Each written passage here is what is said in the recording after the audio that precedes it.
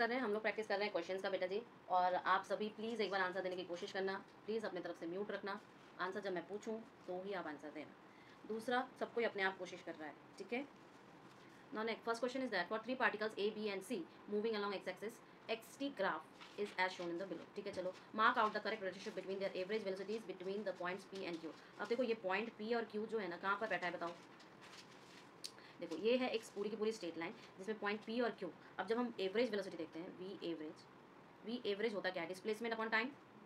Average velocity क्या होती है, displacement upon time interval, displacement upon time interval, time interval. ठीक है, तो जब ये डिस्प्लेसमेंट अपॉन टाइम इंटरवल हो गया, इसका मतलब क्या है, स्लोप ऑफ द कॉर्ड हो गया, यही स्लोप ऑफ द कॉर्ड हो गया। ठीक है, और ये किसका है, ये आपके दिए हुए एक्सटी ग्राफ का ही है। ठीक है, तो आप क्या बोलोगे, जो यहाँ पर जो स्लोप ऑफ द कॉर्ड है बिटवीन पी और क्यू, ठीक है, तीनों आपको नहीं लगता कि सेम पॉइंट पर है। जब तीनों सेम पॉइंट पर है, इसका मतलब क्या है कि जो एवरेज वेलोसिटी तीनों पार्टिकल्स की क्या हो जाएगी, सेम हो जाएगी। ठीक है, तो आप क्या बोलोगे, option number B. Question number 2 क्या है, the particle is moving along a straight line whose velocity displacement graph is this, what is the acceleration when the displacement is 3 meter. 3 meter जब होगा तो उसका डिस्प्लेसमेंट क्या होगा। अच्छा देखो, एक्सेलरेशन इज इक्वल टू क्या होता है, ये क्वेश्चन नंबर 2 है। एक्सेलरेशन इज इक्वल टू क्या होता है, v dv by ds, ऐसे भी तो लिख सकते हैं। ठीक है, यानी कि मैं ऐसा नहीं कर सकती कि 4 इंटू, यहाँ पे देखो 6 डिग्री है तो आप tan 60 कर सकते हो। यानी कि आप ये भी तो लिख सकते हो 4√3। ठीक है, सो ये कब का है, ये आपके कौन सा पॉइंट हो जाएगा, ए पॉइंट हो जाएगा। अब देखो next, the acceleration of an object starting from a rest and moving along a straight line as shown in the figure। ठीक है, other than at t is equal to 0, when is the velocity of the object equal to 0। कब होगा ऐसा, जब velocity of the object equal to 0 होगा। कब होगा भैया, देखो हम जानते हैं क्वेश्चन नंबर 3, हम क्या जानते हैं, हम जानते हैं कि a is equal to dv by dt होता है, राइट। ए क्या होता है, dv by dt, या मैं इसको ऐसे भी तो लिख सकती हूँ कि integration of dv is equal to integration of a dt लिख सकती हूँ भाई। तो मैं ये क्या देख रही हूँ कि जो RHS है, RHS जो है वो क्या रिप्रेजेंट कर रहा है भैया, area under the acceleration time graph. ये RHS जो है ये क्या रिप्रेजेंट कर रहा है, एरिया अंडर किसका, एक्सेलरेशन और टाइम ग्राफ का, एक्सेलरेशन और किसके, टाइम ग्राफ का। ठीक है, एक्सेलरेशन और टाइम ग्राफ को रिप्रेजेंट कर रहा है। और area of acceleration time graph जो है जीरो नहीं हो रहा है यहाँ पर, over the time interval, over the time interval ये जीरो नहीं हो रहा है। यानी कि हम ये कहेंगे ये ग्राफ जो है दिए हुए टाइम इंटरवल में नॉट इक्वल टू जीरो। ठीक है, तो इसका मतलब क्या हुआ, जो वेलोसिटी है जीरो नहीं हो रही है इस पूरे के पूरे टाइम इंटरवल में। ये डायरेक्टली इम्प्लॉइज कर रहा है कि वेलोसिटी जो है जीरो नहीं हो रही है गिवन टाइम इंटरवल। ठीक है, यानी कि आप ऑप्शन नंबर डी बोलोगे। Clear. And elevator is moving upward with a constant acceleration, the broken curve shows the position y of the ceiling of the from the ceiling, which curve best represents the position of the bolt, बताओ भाई। बताओ, जो आपका y of the ceiling of the elevator function of the time, the bolt breaks loose and drops from the ceiling, loose होकर drop कर रहा है ceiling से, which is the best curve represents, कौन सी कर्व रिप्रेजेंट कर रही है। देखो, जब ऐसा इंस्टेंट जहाँ पे बोल्ट स्टार्ट कर रही है फॉलिंग, तो इंस्टेंट, इसको मैं दूसरे पेज पे लिखती हूँ जिससे कि आपको थोड़ा सा इस सिचुएशन को इमेजिन करने में सहूलियत मिले। ये है आपका क्वेश्चन नंबर 4। अच्छे से लिखूंगी, इस सिचुएशन को इमेजिन करिए। ठीक है, एट इंस्टेंट क्या है, जब आपका बोल्ट, व्हेन द बोल्ट आपका स्टार्ट फॉलिंग गिरना स्टार्ट करता है। ठीक है, तो ये किसकी वेलोसिटी एक्वायर करेगा, लिफ्ट की velocity, it acquires the velocity of lift. ठीक है, तो हम यहाँ पर क्या लिखेंगे, V B L is equal to 0, और आपका वी एल जी जो होगा वो क्या हो जाएगा, वी। तो इसका मतलब मैं ये भी तो कह सकती हूँ कि V B G is equal to 0 plus V, यानी कि आप बोलोगे सिंपल वी, और ये अपवर्ड डायरेक्शन में होगा, अपवर्ड डायरेक्शन में होगा। ठीक है, तो जब ये अपवर्ड डायरेक्शन में होगा इसका मतलब क्या है, इसका डिस्प्लेसमेंट क्या हो जाएगा। तो हम बोलेंगे भैया कि डिस्प्लेसमेंट ऑफ द बोल्ट। ठीक है, किसके रेस्पेक्ट में, ग्राउंड के रेस्पेक्ट में। ठीक है, कैसे होगा, देखो ये हो जाएगा वाई बी जी ग्राउंड के रेस्पेक्ट में is equal to V T minus 1/2 GT square. Clear हो जाएगा ना। तो ये क्या दिखा रहा है, ये एक पैराबोलिक पाथ दिखा रहा है। पैराबोलिक इक्वेशन है, ठीक है। जब ये पैराबोलिक है तो ये टाइम इंटरवल किसके लिए, ये किसके लिए है, ये उस टाइम इंटरवल के लिए वैलिड है, इंटरवल के लिए वैलिड है जहाँ पर आपका फ्लोर जो लिया गया है एलिवेटर के लिए, ठीक है। अब डिस्प्लेसमेंट जो है आपका टाइम ग्राफ जो है, डिस्प्लेसमेंट जो टाइम ग्राफ है बोल्ट और एलिवेटर का, वो सेम होगा अपने सारे एजम्पशन से। तो हम क्या कहेंगे भैया कि बोल्ट जो है वो स्टिक किए रहेगी एलिवेटर के फ्लोर से। इसका मतलब आप ये कहोगे आफ्टर दैट जो आपका डिस्प्लेसमेंट टाइम ग्राफ है, डिस्प्लेसमेंट टाइम ग्राफ है किसका, bolt and elevator, bolt and elevator, वो क्या कहेगा, would same under the assumption, under the assumption क्या, कि जो आपका बोल्ट होगा वो स्टिक किया हुआ रहेगा to the floor of the elevator, to the floor of the elevator after striking it, after striking it, ठीक है। तो इसका मतलब क्या है बेटा जी, जो मेरा ऑप्शन होगा इसका वो हमारा बी वाला ऑप्शन होगा, ठीक है। इसका ऑप्शन क्या हो जाएगा हमारा, बी वाला ऑप्शन हो जाएगा। आगे बढ़ूँ, नेक्स्ट क्वेश्चन देखिए सब। नेक्स्ट क्वेश्चन क्या दिया है, figure 6.5 shows the velocity displacement, पढ़िए इसे, कोशिश करो। तो figure 6.5 shows the velocity displacement curve for an object moving along a straight line at which of the points marked in the object speed up, बताओ भैया किस पॉइंट पे, क्या करेंगे हम लोग। तो देखो यहाँ पर हमें क्या मिलता है, हमें एक चीज़ पता है पहले से, क्या पता है भैया, हमें पहले से क्या पता है, हमें क्वेश्चन नंबर 5 में पहले से क्या पता है, बताओ। देखो एक्सेलरेशन जो होता है वो हम ऐसे भी तो लिख सकते हैं dv/ds, अभी इस टाइप का एक एग्जांपल दिया था। तो हम इससे एक्सेलरेशन का साइन वेरियस पॉइंट पे देख सकते हैं, ठीक है। और हम वेरियस पॉइंट पे ये देखते हैं कि तीनों पॉइंट जो है आपके 1, 2 और 3, इन तीनों पॉइंट्स पे जो वेलोसिटी है वो आपकी पॉजिटिव है, ठीक है। और dv/ds भी पॉजिटिव है, पॉजिटिव है, ठीक है। ये किसके लिए, पॉइंट 1 के लिए पॉजिटिव है। जीरो जो है किसके लिए है, पॉइंट 2 के लिए। और dv/ds जो है नेगेटिव है किसके लिए, पॉइंट 3 के लिए बेटा, ठीक है। तो हम क्या कह सकते हैं कि जो केवल पॉइंट 1 है उसका वेलोसिटी और एक्सेलरेशन जो है सेम साइन है। पॉइंट 1 के लिए velocity plus acceleration same sign है, सेम साइन है, ठीक है। तो हम ये कहेंगे कि ऑब्जेक्ट जो है स्पीड कर रही है पॉइंट 1 पर ही केवल, ठीक है। तो हम ये ए वाला ऑप्शन टिका देंगे। नाउ क्वेश्चन नंबर 6 पढ़ो। A ball is throne downwards, okay, from the edge of a very high cliff with an initial speed that is greater than the terminal speed. Mark the correct statement about the acceleration. बताओ इसका क्या होगा, सी वाला होगा कि initially it is acting in the upward direction and then it will be comes to 0। अब इसको करेंगे कैसे, बोलना और इसको सॉल्व करना भी तो है, बताओ भाई सॉल्व करके। तो देखो क्वेश्चन नंबर 6 हम कैसे सॉल्व करते हैं। क्वेश्चन नंबर 6 इसमें देखो जैसे जैसे स्पीड जो है बॉल की थ्रोन की गई है डाउनवर्ड डायरेक्शन में ग्रेटर होगी उसके टर्मिनल वेलोसिटी से। तो इसको हम कैसे लिखेंगे, as the speed with which आपका the ball has been thrown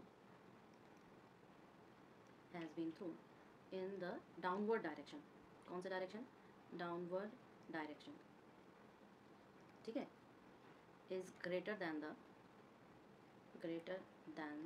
the terminal speed, ठीक है, उसके टर्मिनल स्पीड से। तो इसका मतलब मैं क्या कह सकती हूँ, अगर डायग्रामेटिक शो करूँ, एक ये है फोर्स और ये आपका mg लग रहा है, ये उसका रिएक्टेंट फोर्स लग रहा है, तो F रेजिस्टिव बोल सकते हो।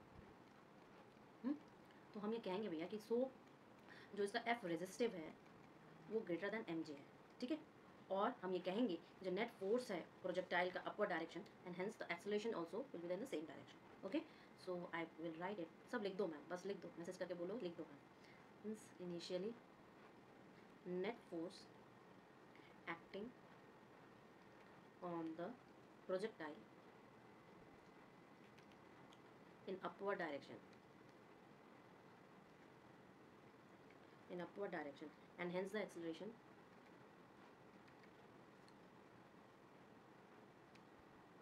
also in the same direction,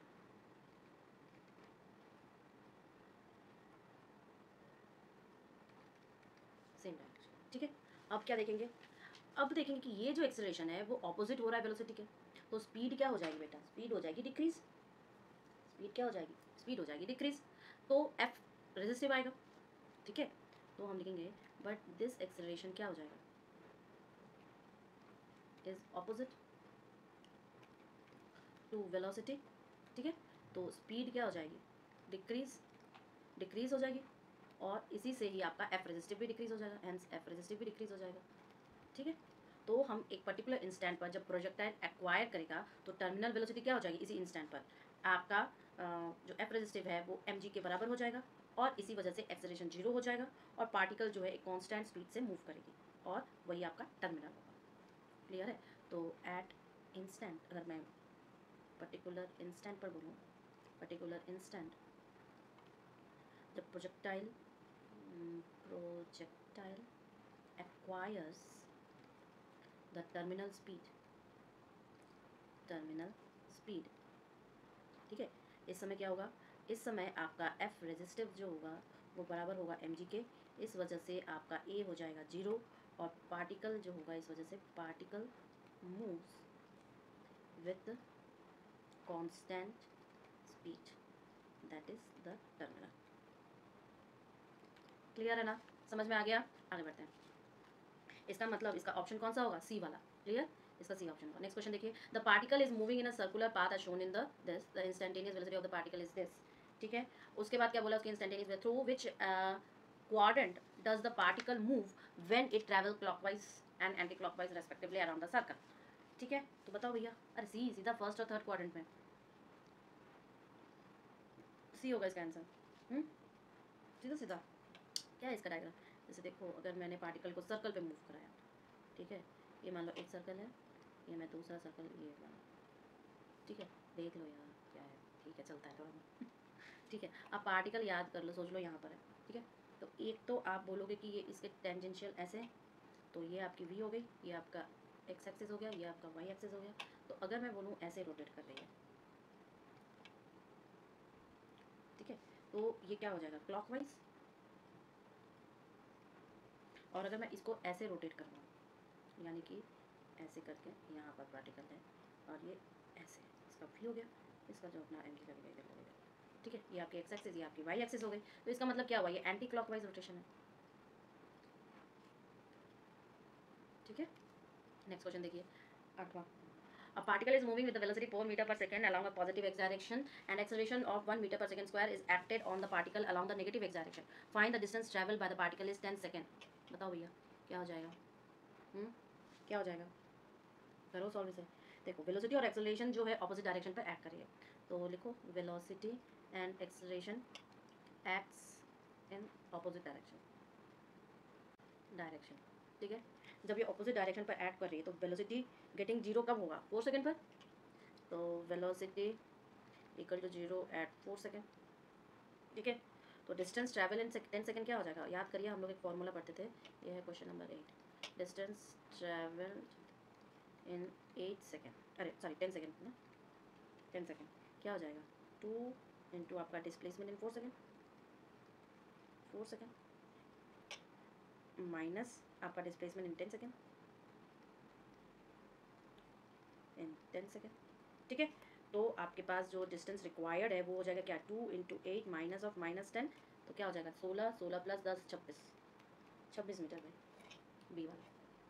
next देखो, body with zero initial velocity moves down an inclined plane from a height h and then ascends along the same plane with the initial velocity such that it stops at the same height h, considering refraction to be present, in which case is the time of motion longer, which case पे time of motion जो है longer होगा।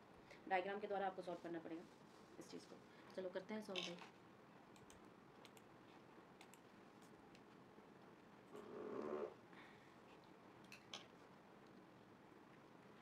Question number 9, ठीक है। देखो एक बार क्या हुआ, एक इंक्लाइन प्लेन है और ये आपका समझ लो कि कोई एंगल थीटा बना रहा है, ठीक है। तो मैं क्या कहूँगी कि एक बार तो ये यहाँ से एक बार यहाँ पर पहुँचा, मान लो v1, ठीक है। इस समय इसकी हाइट जो है वो h2 है सपोज कर, ठीक है। अब दूसरी बार ये यहाँ पर है और इसकी एंगल मान लो थीटा ही है, ठीक। अब ये ऊपर की तरफ चढ़ रही है, v2, यहाँ पे जाके वो रुक गई v इज इक्वल टू 0 पर। क्लियर? तो ये हाइट उसकी मान लो h। क्लियर? यहाँ पे वो डिसेंड कर रही है, यहाँ पे वो एसेंड कर रही है। क्लियर? तो हम ये कह सकते हैं भैया कि v1 जो होगा वो v2 से छोटा होगा। तो इक्वेशन ऑफ मोशन से हम क्या ला सकते हैं, बताओ? So from equation of motion इससे हम बोल सकते हैं भैया कि h upon sine theta is equal to v1 t1 upon 2 is equal to v2 t2 upon 2, क्योंकि दोनों की सेम हाइट है। और ये टाइम टेकन एक बार एक्शन के लिए, एक बार डिसेंट के लिए। ठीक है? तो ये हम लिख सकते हैं ना कि v1 जो है लेस देन v2 है, तो हम कह सकते हैं भैया t1 जो है वो ग्रेटर देन t2 है। समझ में आ रहा है? तो इसका सॉल्यूशन क्या हो जाएगा, पार्ट बी पार्ट हो जाएगा, बी पार्ट। बी पार्ट कर दो टिक। नेक्स्ट देखो 10वां, a car is travelling at a constant speed of 20 metre per second overtakes. ये ओवरटेक वाला क्वेश्चन है, हम एक बार और क्लास में डिस्कस कर चुके हैं ओवरटेक के टाइप क्वेश्चंस के। ठीक है, प्लीज़ इसको ध्यान से देखो। क्या है, ये car is travelling at a constant speed 20 metre per second overtakes another car which is moving at a constant acceleration. एक का कांस्टेंट स्पीड दिया है और एक का एक्सेलरेशन दिया है। It was initially at rest, initially दोनों पे रेस्ट पे थे। Assume the length of the each car to be 5 meter, the total distance covered by the overtaking. Overtaking में कितना डिस्टेंस वो कवर कर रहा है, तो पहले हम डायग्राम ड्रॉ करेंगे। डायग्राम में देखिए, मान लो ये कार ए है, ये यहाँ तक पहुँचा। ठीक है, ये दोनों ए ही है, ये जा रहा है अपना, कोई दिक्कत नहीं है इसको 20 मीटर पर सेकंड से। ठीक है, इसके बाद कार बी आती है, ये आपकी कार बी है। ठीक है, मान लो ये कार बी है, ये भी आपकी जा तो रही है इधर, लेकिन इसके पास एक्सेलरेशन है 2 मीटर पर सेकंड स्क्वायर का। ठीक है, 2 मीटर पर सेकंड स्क्वायर का इसके पास एक्सेलरेशन, लेकिन इसकी इनिशियल जो है वो 0 है।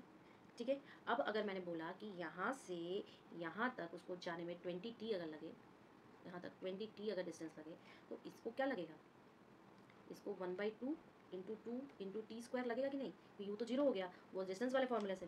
तो ये साइड किसकी है, ये साइड आप तब बोलोगे जब at T is equal to 0 पर ओवरटेकिंग स्टार्ट कर रहे हैं, ओवरटेकिंग स्टार्ट कर रहे हैं बेटा जी।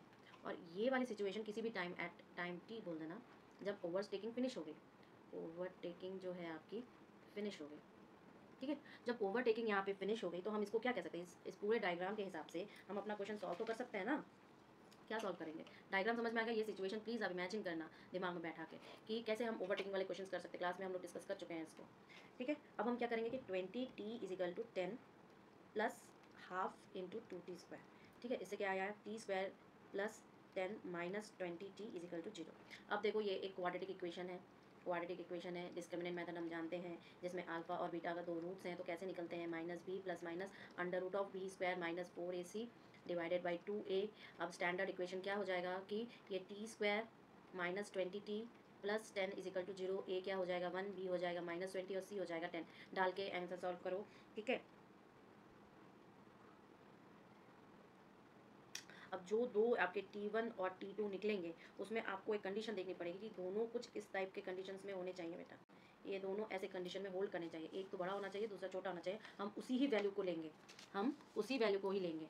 तो आपको देखना पड़ेगा क्यों, क्योंकि ये जो T1 T2 का जो कंडीशन बनाया ये आपका सेपरेशन है दो कार के बीच में, जो कि पहला इंक्रीजेस करेगा एंड डिक्रीज करेगा जब आपके बी ओवरटेक कर लेगी ए को। ये मैं बता दे रही हूँ, ये जो टाइमिंग है ना आपकी T1 और T2 इस तरह लेंगे कि the separation between the two cars क्या हो जाएगा, फर्स्ट इंक्रीज करेगा देन डिक्रीज करेगा। ठीक है, और फिर देन आपका बी ओवरटेक करेगा आपके ए को। ठीक है, तो टोटल डिस्टेंस यूज क्या हो गया, इसका मतलब देखो मैं आपको बता दे रही हूँ, आप टी वही वाला लोगे जब, तो देख लेना इसमें से आंसर कौन सा आएगा। ठीक है, सॉल्व ऐसे ही होगा, अल्फा बीटा निकाल लेना। फिर नेक्स्ट क्वेश्चन, अच्छा इसी का ही तो नेक्स्ट 11th वाला देखो, a particle is moving along x axis whose acceleration is given by this when where x is the location of the particle at t is equal to 0, the particle is at rest, x is equal to 4/3, the distance traveled by the particle in the 5 second। भैया करो इसको, करो इसे, चलो कर देते हैं आपके लिए दूसरे पेज में। देखो जब हम ये कहेंगे ना कि at T is equal to 0, ये क्वेश्चन नंबर आपका 11th है। ठीक है, टी इज इक्वल टू 0 पर v इज इक्वल टू 0 लिखेंगे तो x इज इक्वल टू क्या हो जाएगा 4/3 हो जाएगा। ठीक है, इससे आप एक्सेलरेशन क्या निकालोगे, 4 इंटू 3/3 माइनस 4, तो इज इक्वल टू ये क्या है 0 हो जाएगा, 0 हो जाएगा ना। तो हम ये क्या कहेंगे, पार्टिकल की वेलोसिटी और एक्सेलरेशन 0 है, टी इज इक्वल टू 0, कि द पार्टिकल की जो एक्सेलरेशन है एंड वेलोसिटी है at T is equal to 0 पर 0 है। क्लियर? तो हमेशा ये रेस्ट पर रहेगी, so it always remains at rest. ठीक है, और इस वजह से डिस्टेंस ट्रैवल जो एनी टाइम इंटरवल पर क्या होगा, 0 ही होगा। So the distance travelled at any time interval क्या होगा, 0 होगा। ठीक है, क्वेश्चन नंबर 12 देखो। The particle has been projected with a speed of 20 meter per second at an angle 30 degree with the horizontal. The time taken when the velocity vector becomes perpendicular to the initial velocity vector is, initial velocity vector is perpendicular बोल रहा है। करते हैं solve. देखो कैसे करेंगे, हमारे पास u जो है बेटा वो क्या दिया है। अच्छा पहले डायग्राम ड्रॉ करते हैं आपके लिए। ये देखो एक ही एक्सिस है, एक ही एक्सिस है। मान लो ये y एक्सिस है, ये आपका x एक्सिस है। क्लियर? अब मैंने प्रोजेक्टाइल कुछ ड्रॉ किया, डायग्राम पर बिल्कुल भी मत जाना। ठीक है, अब मैंने बोला कि भाई इसका एक जाएगा और ये इसको टच करेगा, ऐसा नहीं है कि टच करेगा, यहाँ पे इसकी 90 degree because they are cutting at perpendicular, right? So I will say it's a v, it's a 30 degree और इसकी ये डायरेक्शन। क्लियर? तो क्वेश्चन में क्वेश्चन नंबर 12 का दिया क्या है, u इज इक्वल टू आपका दिया हुआ है बेटा जी 20, क्योंकि 30 डिग्री एंगल है तो मैं लिख लूँ आराम से 30i plus 20 sign 30j। Clear है? तो अगर मैंने बोला कि v जो है u पर परपेंडिकुलर एट टाइम t, मान लो v is perpendicular to u at time t। Clear? तो क्या हो जाएगा v का, v की वैल्यू क्या आ जाएगी, ये आ जाएगी आपकी 20 cos 30i प्लस 20 साइन, ये साइन वाला उसके साथ जाएगा, याद रहे j आ जाएगी। अब हम जानते हैं भैया कि v डॉट u जो है वो 0 होगा। तो देखो इसको और इसको 0 करो तो देखना आप क्या मिलेगा, t जो आपका मिलेगा वो आपका 4 सेकेंड आएगा, तो कैपिटल T क्या आ जाएगी, 2 सेकेंड आ जाएगी, जो कि पॉसिबल नहीं है। तो आई विल से so it is not possible at any instant. ठीक है, क्वेश्चन नंबर 13 देखो फटाफट फटाफट फटाफट। क्वेश्चन नंबर 13 देखिए। At a distance of 500 meter from the traffic light, brakes are applied to an automobile moving at a velocity of 20 meter per second. The position of the automobile relative to the traffic light 50 second after applying the brakes. If its acceleration is minus 0.5 meter per second square is, ये किस position पर, अगर उसकी acceleration 0.5 हुई तो, ये तो आपका रियल लाइफ सिचुएशन है। सो रियल लाइफ सिचुएशन को इमेजिन करो और सारे वेलोसिटीज़ को लगाओ। भैया तुम लोग फिजिक्स के स्टूडेंट हो, लगाओ देखो क्या आता है। मैं तो करूँगी सॉल्व, कोई ब्लैक बोर्ड मतलब स्क्रीन तो मत ही देखना आगे। ठीक है करो। अच्छा करते हैं। देखिए ये है आपका क्वेश्चन नंबर 13। सो अगर मैं ये बोलूँ कि जो automobile taking less than 1 minute to stop, अगर मैं ये करूँ कि यहाँ पर जो ऑटोमोबाइल है, ठीक है, is taking less than 1 minute to stop. Clear? तो हम क्या कहेंगे, सबसे पहले हम टाइम निकालेंगे जब व्हीकल स्टॉप हो गया। ठीक है, तो हम क्या निकाल सकते, कैसे निकालेंगे, v is equal to U plus 80। Okay, तो ये हो जाएगा भैया 0 is equal to 20 minus 0.5 T, क्योंकि माइनस 5 है, इससे हमारा टी क्या निकला, 40 सेकेंड। ठीक है, अब total distance covered in 40 second क्या हो जाएगा, so the total distance covered in 40 second क्या हो जाएगा बताओ, ये हो जाएगा s is equal to 20 into 40 minus 1/2 0.5 into 40 square. Clear? अब ये क्या हो जाएगा 800 minus 400 is equal to 400 meter. ठीक, तो रिक्वायर्ड डिस्टेंस क्या हो गया, रिक्वायर्ड डिस्टेंस क्या हो जाएगा 500 माइनस 400 इज इक्वल टू आपका 100 मीटर। क्लियर है ना? चलो now see question number 14, important सा है। A parachutist jump off a plane, he falls freely for some time and then opens his parachute। ठीक है भैया, shortly after his parachute inflates, the parachutist, अब parachutist क्या करेगा, keep falling but quickly slows down, momentarily stop then start falling again but more slowly, suddenly shoots upwards and then start falling again but more slowly, suddenly shoots upward and then start falling again, eventually acquiring the same speed as before the parachute opened। क्या होगा, हाँ, suddenly shoots upward and then start falling again, shoots up start falling again but more slowly. तो ये आपका real life का question है बेटा जी, और इसका आंसर आपका सी होगा, इसका आंसर आपका सी होगा। ठीक है, कैसे करोगे, अगर मैं इसको लिख दूँ तो बाद में आप लोग को हेल्प मिलेगा। देखो सबसे पहले क्या करेंगे, जैसे कि ऐसे ही पैराशूट इनफ्लैट्स हुआ, एज द पैराशूट इनफ्लैट्स हुआ, इनफ्लैट्स ठीक है, एक बहुत ज़्यादा लार्ज इम्पल्सिव एयर होगा, तो बोलना a large impulsive air drags, ठीक है, एक्ट कौन से होगा, acts in the upward direction, in the upward direction, ठीक है। इसका रिजल्ट क्या देगा, इसका रिजल्ट क्या निकलेगा, रिजल्ट ये निकलेगा कि जो पैराशूट होगा suddenly shoots up, parachute suddenly suddenly shoots up, shoots up, ठीक है, अपवर्ड डायरेक्शन में। और फिर एयर ड्रैग फोर्स और ग्रेविटी फोर्स ये उसको वो उसको अगेन फॉल करवाएगी, ठीक है।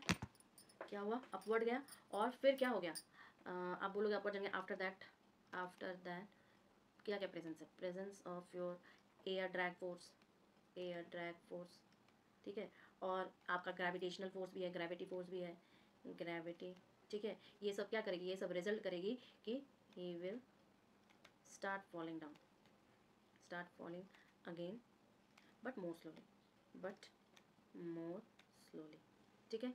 अच्छा, नेक्स्ट क्वेश्चन देखो, an object has velocity v1 with respect to ground and observer moving with a constant velocity v2, अरे v0 with respect to ground, ठीक है, measures the velocity of the object as v2, ठीक है, the magnitude of the three velocities are, बताओ भाई। देखो ये क्या हो जाएगा, क्वेश्चन नंबर 15 ये दे रहा है जो आपका v2 है ना वो हो जाएगा v1 माइनस v0, ठीक है, और इससे हम क्या निकाल रहे हैं, v2 plus v0 is equal to v1, ठीक है। अगर हम वेक्टर डायग्राम ड्रॉ करें ट्रायंगल वाला, तो मेरे पास कैसा डायग्राम ड्रॉ होगा बताओ, ये कुछ इस टाइप का होगा ना, ये तो मेरी ट्रायंगल हो गई, ये इस डायरेक्शन में जाएगी जो कि v2 है, ये क्या हो जाएगी, ये ऐसे हो जाएगी, एक v0 आ जाएगी और ये v1 आ जाएगा, राइट। तो इससे हम क्या देख सकते हैं कि ट्रायंगल की एक प्रॉपर्टी होती है, ट्रायंगल प्रॉपर्टी क्या हो जाएगी, जो दो साइड का सम है वो ग्रेटर देन इक्वल टू हो जाएगा थर्ड साइड के, sum of two sides greater than equal to third side, ठीक है। तो इस वजह से हम क्या देखेंगे कि v1 जो होगा लेस देन इक्वल टू आपका v0 प्लस v2, ठीक है ना। देख लो भैया कौन सा ऑप्शन है इसका, ऑल डी वाला, ठीक है, क्लियर है, चलो वाह।